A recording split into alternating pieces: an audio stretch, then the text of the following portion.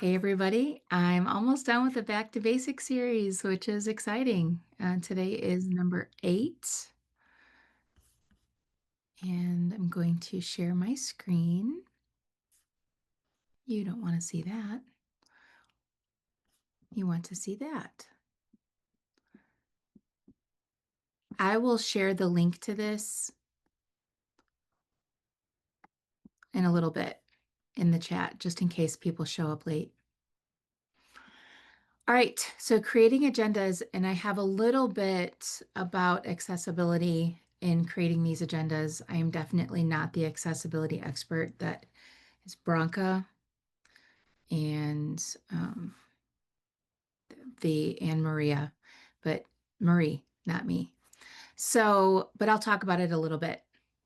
Now, City has at least two, I think there's mainly two different course templates floating around, the university course templates that City uses, and each template's agenda template is just slightly different. So I'm going to show you some of those. Here's one of them.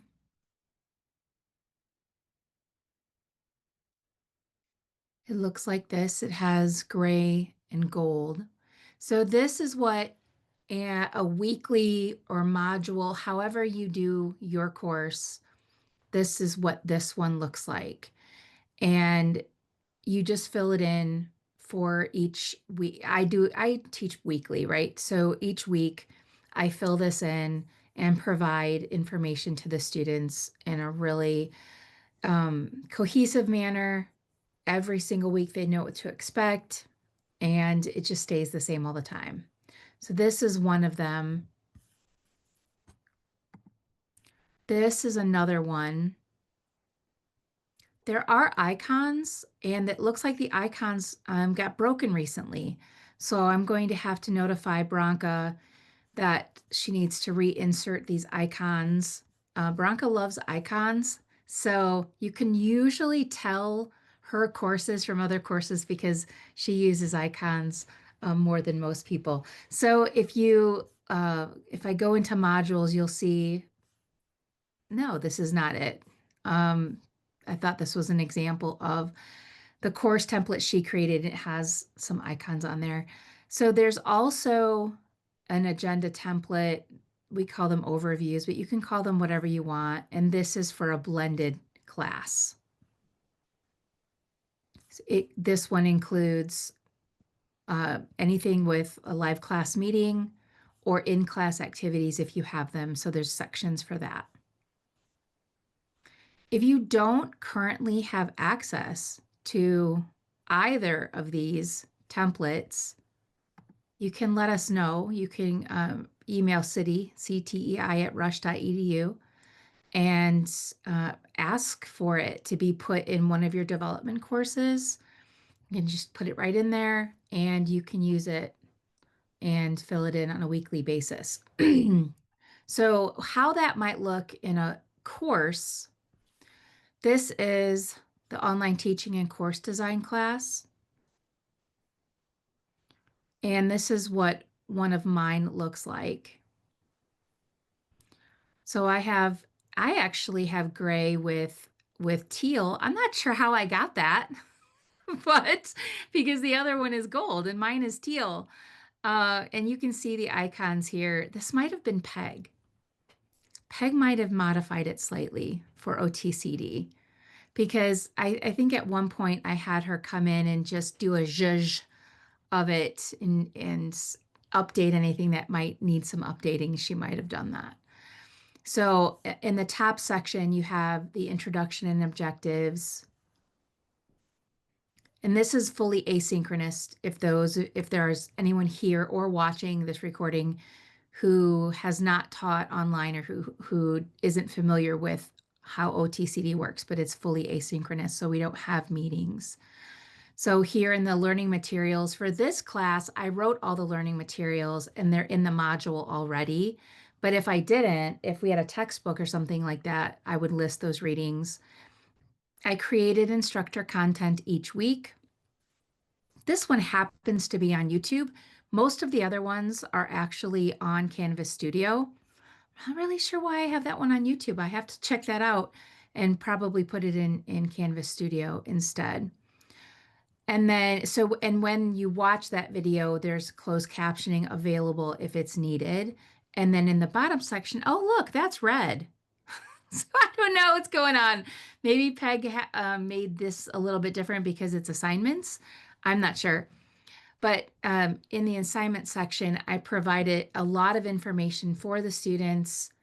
I even link to like the discussion. I just link right to that discussion in the page, provide any links that they might need, what to do for the assignment, and a link to the assignment. Even though that is in my module, I don't know, I just like to make it as simple as possible for my students. So this is what a weekly overview or agenda looks like. Any comments or questions about what that looks like from your perspective? Any questions so far? I just set up a whole course for the nurse educator certificate program, and I used the first format that you showed. And it was very easy. I think it looks very organized. I did debate whether putting my readings on that front one because and they're in the module, so if you change it in one place you have to change it now in two places, but I'll just see how it goes. But I like how it's just so everything a student needs is right on this page, And so I went with it. yeah, and it's amazing how many faculty members actually don't use something like this. And so what the students see is they see a bunch of stuff in a module Mm, without any clear direction. Okay, well, what do I do with this stuff? Like, what's important? What isn't important? How should I be viewing this information? And it gets very confusing for the students. So utilizing a template helps just every week. It's like they know, and it reduces that anxiety for students yeah, who are already anxious anyway. it helped me to stay organized, And it so yeah, does. it was great. And it helps you to stay organized too. All right, so I have I'm a going to quick go question. back to, Can I ask you a quick question, Angela? yeah, So I use that template as well. I love it too. But one of the problems that I always have is I've been using Studio now, but when my videos get put on there, I can't figure out how to make them smaller. Like they end up too big, the videos. And I try to drag the corner to make them smaller, but for some reason, sometimes it doesn't allow me to do that. Do you have any tricks to kind of let me putting those see. videos in? Let's pretend. So I'm going to pretend to add a studio video right here. Okay. Um, and for those of you who are not used to using studio videos, if you put your cursor where you want the video to go first, that tends to be helpful. This icon here on the editor bar is the studio icon. And then it's going to show my library. So let me just pick this 20-second one that's not even titled. So I'm going to pick that one and ask to embed the media and see what it does. Yeah, see how it's big? I don't know. That's not that big, but mine are sometimes so big, but I don't know how to make it smaller. Yeah, that's really interesting.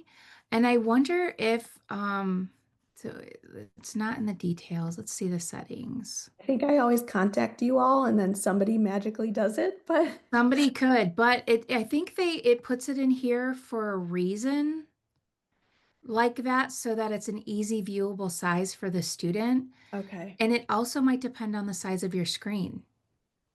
Well, yeah, I mean, because like Maybe. sometimes I'll see other people put them in and they look smaller. And I think that once you click on them, you can make it full screen, like the students can. Yeah. But sometimes it takes up like the whole screen, and I'm like, oh my gosh, it's so big compared to what I wrote in words. And so I don't know if there's a way, an easy way to make it. There might be. I'm Yeah, just not the one that knows. maybe it's But Peg that does it for me. somebody knows in city. Okay. So you can always reach out either to the person you know or Yeah. just the general email box. It's Okay. probably quicker reaching out to a person that you know to get Oh, that question answered. all right. Yeah, I mean, I'd like to learn how to do it myself, but I haven't been able to yet. Right. You know, the whole teach a person to Well, fish if and you everything. go to full screen, it doesn't give you the opportunity to just pull the squares and make it. No, I tried to kind of get the edge of it and pull it Yes, in. yes. Yeah, Interesting. and it didn't allow me to do that, which is Okay. really strange. Yeah, I don't know. I just Hopefully had we can come trouble. up with an answer to that question Okay. for you. All right. In terms of what you put on these agendas or overviews, giving the students as much detail as possible is really important. It not only reduces the amount of administrative time you spend answering student questions, but it again reduces student anxiety if they have enough detail. Sometimes you just have to think like sometimes too much isn't too much. You think it might be too much, but to a student who doesn't have your background and your experience, that's probably just enough information if you think it may be a little bit too much. Embedded videos and not links. That's important for students not to have to go out of your learning management system course and watch videos. That's why it's easier, I think, to use Canvas Studio. And I used to use YouTube a lot before we had Canvas Studio, but now we have it. So yeah, it's pretty easy to embed those videos. And as you saw with Studio, the students have an ability to comment, make comments on your videos, and you can actually do complex things like infusing questions within your videos or quizzes. That is something I am not an expert at. Laura Smith in City is really good at that. And I think pretty much all the designers probably know how to do that. I just don't know how to do that in Canvas Studio, but I know it can be done. And one other thing One about question, real quick on that video, I saw that when you put it up there, it said download the transcript, transcript. Do Canvas videos automatically transcribe, or can you go back in there and transcribe? it's Okay. automatic in Canvas Studio. And is there a way to take out our Panopto videos and put them in Canvas Studio, or no? I think if you download them from Panopto, Mm-hmm. as long as you have the video file, you can upload Mm-hmm. it to Canvas Studio. Okay, thank you. You're welcome. Making sure your objectives align with your content. This may not be something that's super easy to a lot of people if you've never been taught what alignment means. So you can always get help from a city designer. If you just want to say, hey, I want to make sure I have alignment here. Can you help me check for alignment? And that's that's a simple task that an instructional designer can do. Just look through your weeks, look at your objectives. They will look at the content that you've given to your students. They do not have to be subject matter experts to be able to look for alignment. So if you're not sure, it's best to reach out to someone in city to help you with that. One thing to keep in mind is you don't need to have 3 different things to measure one objective. Like that's overkill. So if you have one objective, let me look here. Um, discuss the judicious application of technology tools to support student achievement of learning objectives. Okay, funny, that's related to learning objectives. So for this objective, I would have a discussion. That will meet that objectives, it's crossed off. Okay, so you look at your object. There's a lot in OTCD because the course is short and there's a lot to throw in. Normally, you would not have this many objectives in a week. This is a lot, but you might have 2 or 3. Okay. So once you've created an assessment for one of your objectives, it's done. You don't need another assessment. You don't need another activity or anything related to that. Hopefully that makes sense, and that will help with alignment and help with workload for you and your students. Using images is really fun. It's a fun way to break up the content in your pages. you don't always have to use images for agendas or overviews because it's kind of compact. But if you do, it's really important that you have alt text. And Canvas makes that pretty easy. Let me see if I have an example. Oh, I have to be in edit.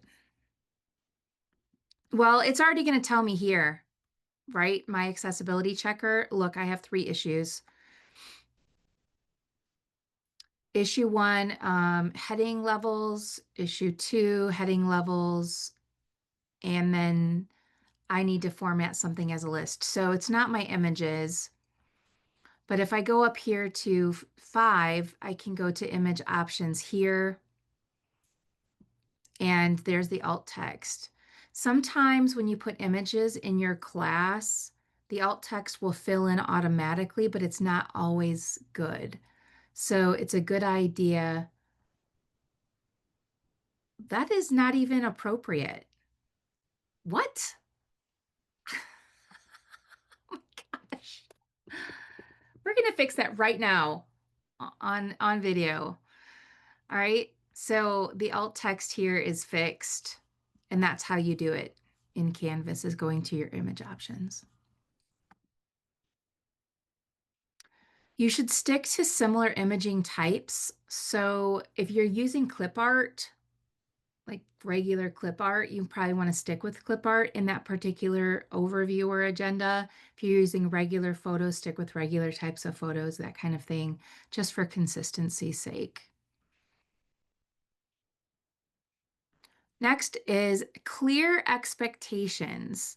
So this is super, super important that the students have a complete understanding of what it is that you're expecting them to do that particular week. I already talked to you about directions and giving students some specificity about what that is, what you want them to do. Having consistent due dates each week, that might be something you don't consider. But if you're teaching a blended class and you're meeting face-to-face part of the time, and let's say you'll always want like handed in assignments to be due on a specific day of the week, keeping that really consistent is a good idea. If you're teaching a fully asynchronous class, consider your due dates to be on the weekends, not for discussion. If you have discussions due on the weekend, they're not going to do anything during the week, and everybody's going to be talking on the weekend. And I don't know about you, but I don't want to be on my computer on the weekends. I am when I teach OTCD, but if you're teaching a 15-week asynchronous class, you might want to spend your time during the week with your students in discussions. So having an initial post due on one day and then peer posts perhaps due at the very end of the class, like on a Sunday, but keeping it consistent with when you have tests, when you have quizzes, when you have projects due, that kind of thing. And then if you can, provide examples of student work. If you have, let's say it's a really complicated project or a paper, although we're discouraging that with faculty as much as possible because of AI. But if you have an assignment that confuses students sometimes, if you can ask a previous student who did a really good job, let's say, on their assignment, if you can ask them, hey, can I remove your name and use this as a sample, then you can use that assignment as a sample so students kind of get a full understanding of, oh, okay, this is what they want for that. And then before you publish your course, make sure you review all of your weekly overviews and agendas and look for errors. So something that I avoid doing, and I encourage you to avoid doing, is when you give students assignments, keep it vague. So in OTCD, initial discussion posts are always due on Thursdays.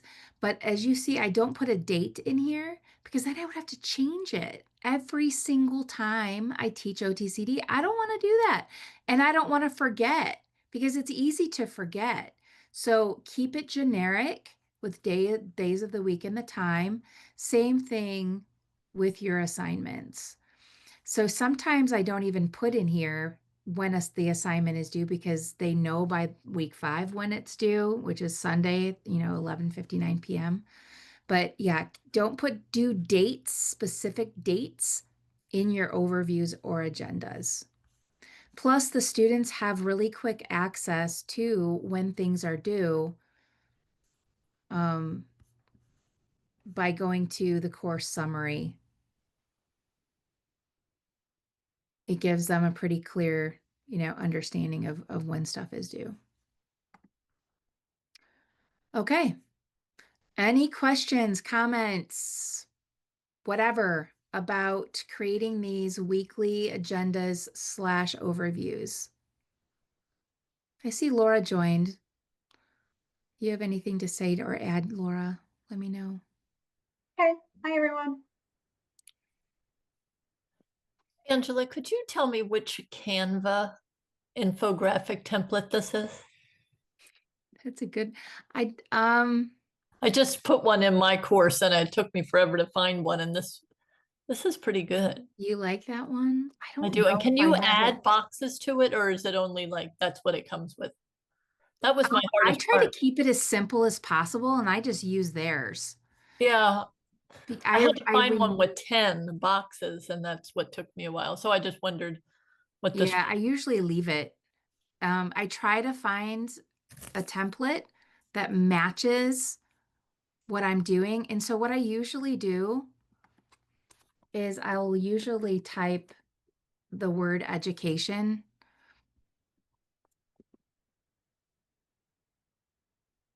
Education infographic, or I'll go in infographics and then choose education. Okay, yeah, that's what I did. All right, but that one was Yeah. that's really great. There's a 7 one, but you kind of have to scroll through and see if you can find one with 10. Yeah, This, I did. oh, good. Yeah. But I can't remember what mine is called because I renamed it. Oh, it's called Oh, the writing process. There it is. it was good. Oh, okay, good to know. Oh, I see it. So is that free then? So you can just click on it and you can put it in your course and then change it? Or, Well, you change it within Canva by customizing it. oh, Click customize this template, oh, okay. and then you can just you erase things and make it your own, like I did with mine. I Okay. did No, I it for the called it. course introduction. I was going to have slides, and then I thought, well, let me use something different. So I used the infographic, and I recorded over it, and Uh-huh. it I added music in the background. And Mhm. when you talk, the music automatically goes less volume. Wow. It was really cool. Dang. That's awesome. So excited to hear that. I know, it was fun. I love hearing that from faculty.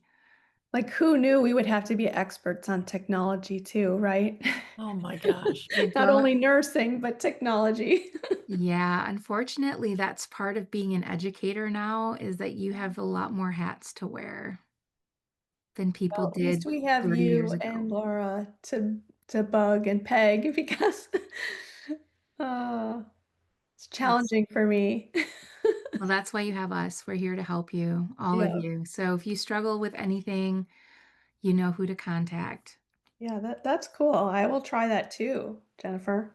Yeah, it wasn't quick. It did take me about 4 hours, Yeah, right. but I figured it out. Takes us a lot longer. All right. Well, thank you. I'm going to stop the recording now. Appreciate everybody's time. Thank you Thank so you. much.